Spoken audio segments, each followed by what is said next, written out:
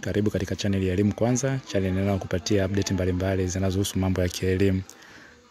Katika video hii nimezungumzia ni namna gani unaweza kuangalia matokeo ya NECTA kidato cha 4 ya mwaka 2024. Nimekuwekea hapa njia rahisi ambayo unaweza kuitumia kuweza kuona matokeo haya. Hauna haja tena ya kuanza kutafuta kituo chako cha mtihani ulichofanyia mtihani.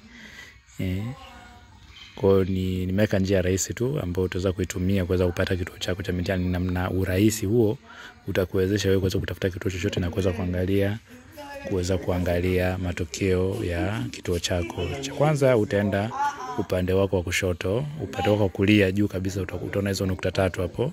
Ukizibofya itakuletea option kama hiyo, then utaandika hapo find in page. Kisha hapo itakufungulia keyboard na utaweza kusearch hapo. Kwa mfano tuandike, utafute shule labda Pugu.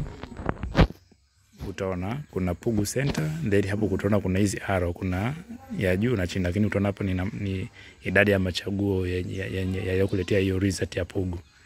Kwa utabonyeza hapo, itashuka, utaona Pugu nyingine. Kuna hii Mpuguso lakini ina neno Pugu ndani yake, na pia kuna Pugu Station. Sasa sisi hapa tulilenga ile Pugu Sekondari. Kwa itafungua Pugu, utaibonyeza na itafunguka, utaweza kuona matokeo ya Pugu, shule ya sekondari Pugu.